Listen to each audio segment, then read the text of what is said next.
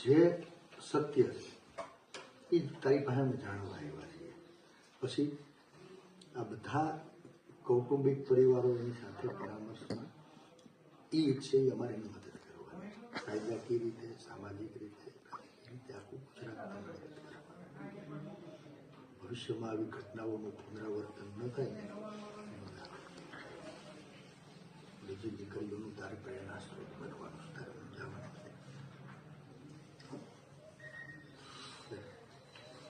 તને અહીંથી લઈ ગયા નથી બહાર આવી ત્યાં સુધી શું થયું નહીં મારે ખાલી સાચું ખાવ તારો ભાઈ બેઠો. અહીંયાથી પહેલાં અમને રાત્રે 12 વાગે લેવા આવ્યા. 3 જેન્ટ્સ પોલીસ અને 2 લેડીઝ પોલીસ હતી. જગાડીને એવું કીધું કે તમારે પોલીસ સ્ટેશન આવવાનું છે. એટલે અમને થોડીક વાર બીક લાગી કે શું હશે ને શું નહીં. તો મને એવું પૂછ્યું કે તારો મોબાઈલ ક્યાં છે. તો હું અંદરથી લઈ આવી અને મોબાઈલ આપી દીધો. પછી પપ્પા મારી જોડે જ હતા. અમને અહીંયાથી લઈ ગયા ડાયરેક્ટ પોલીસ સ્ટેશન. પછી ન્યાય એક સરે મારું નિવેદન લીધું, પપ્પાને હારે ન આવતું. પછી નિવેદન લીધા પછી એવું કીધું કે તમે અહીંયા બેસો, હજુ એક નિવેદન લેવાનું છે સવારે, પછી તમને છોડી દઈશું એમ. તો આખી રાત અમે બેઠા, પપ્પા મારી રાહે બેઠા. બીજે દિવસે 5 વાગ્યા સુધી નિવેદન લીધા, બધું લીધું. પછી 5 વાગે મેં રિક્વેસ્ટ કરી કે મને એકવાર મારા પપ્પાને વાત કરવા દો એમ.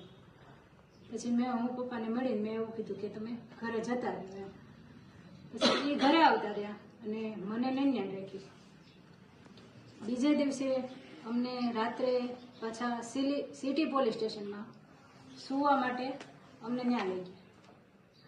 પછી ત્રીજા દિવસે સવારે અમારા ફિંગરપ્રિન્ટને એની કંઈક પ્રોસેસ હશે એ બધી કરાવી અને પાછા અમને અહીંયા લઈ આવ્યા એલસીબી ઓફિસમાં.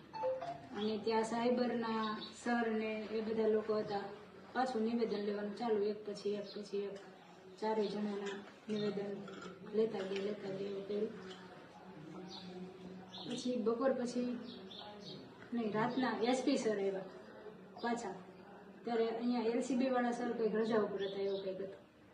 અને મારા જે મેન આરોપી છે મનીષભાઈ, એને એસપી સરે બોલાવ્યા અને ત્યાં લઈ ગયા. એની પાસે બધું બોલાવડાવ્યું અને એને મારતા હતા તો મને બોલાવી, મને ત્યાં ઊભું રહીને બધું બતાવ્યું કેવી રીતે મારે છે એમ. પણ તોય હું કાંઈ બોલી જ નહીં. પછી મને બેસાડી દીધી અને પછી પાછા અમને રાત્રે સિટી પોલીસ સ્ટેશનમાં સુવા માટે લઈ ગયા અને ત્રીજા દિવસે લઈ આવ્યા. પછી પાછા અમારા હતું એ નહીં પ્રોસેસ કે નિવેદન લીધા, આ કર્યું તે કર્યું, સરઘસ કઢાવ્યું અને રિકન્સ્ટ્રક્શન કર્યું એ બધું. પછી આવીને પાછી મને બોલાવી, મને કે હજી તું ખોટું બોલે છે કે.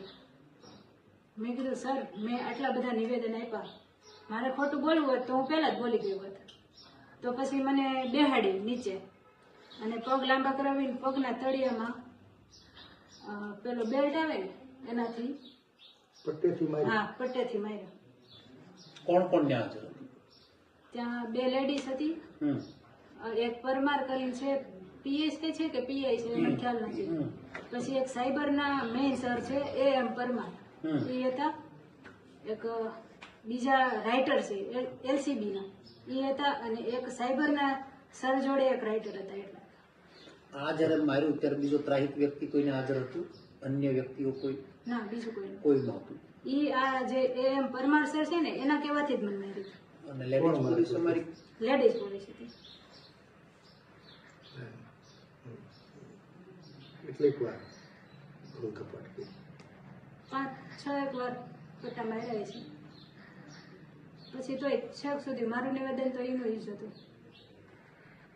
અને પછી અમને એવું કીધું કે જજ સાહેબના બંગલે લઈ ગયા અને ત્યાં કંઈક પ્રોસેસ કરવાની હતી. પછી પાછા લઈ આવ્યા. પછી કાંઈ નહીં, જજ તો એ જ તે કે સિટી પોલીસ સ્ટેશન મૂકી આવ્યા, સવારે લઈ ગયા અને બીજા દિવસે પછી કોર્ટ હતી. બપોર પછી કોર્ટે લઈ ગયા ને ત્યાંથી ડાયરેક્ટ જેલ.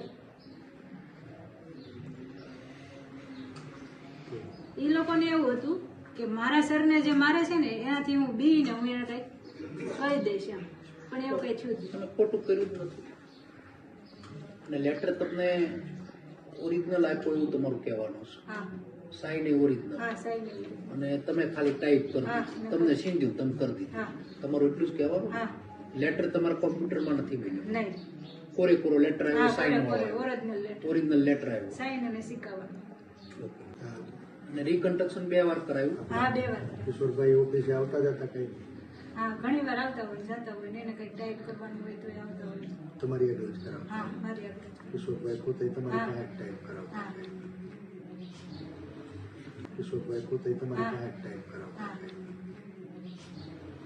એટલે રિકન્સ્ટ્રક્શન અધૂરું કરીને પછી વળતે દી ઓફિસે લઈ ગયા ને તમે. હા પહેલા દિવસે રોડ ઉપર અકાયો હા અને બીજા દિવસે બીજા દિવસે પાછું રિકન્સ્ટ્રક્શન કરાવ્યું ઓફિસનું ઓફિસ. બીજે દિવસ ખાલી વરઘોડો જ કાઢ્યો હા. પહેલે દિવસે હા. આબરૂ જ લીધી આપણી હા જાતમાં.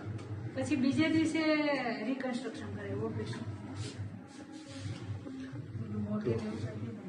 નહીં મોઢે બંધાયું નતું કાંઈ નતું એમને મજા ખુલ્લે ખુલ્લે હા ખુલ્લે ખુલ્લે જ હતું. એસપી ઓફિસમાં જ્યારે મીડિયાનું શૂટિંગ હતું ત્યારે એમને મજા પોલીસની કાર્યવાહી બેટા તમને વ્યાજબી લાગી નહીં તો આપણે આની ઉપર કઈ કાર્યવાહી કરવો એવો તમે ઈચ્છો છો શું કરવું છે આપણે તમારી યારે ખોટું કર્યું એની શું સજા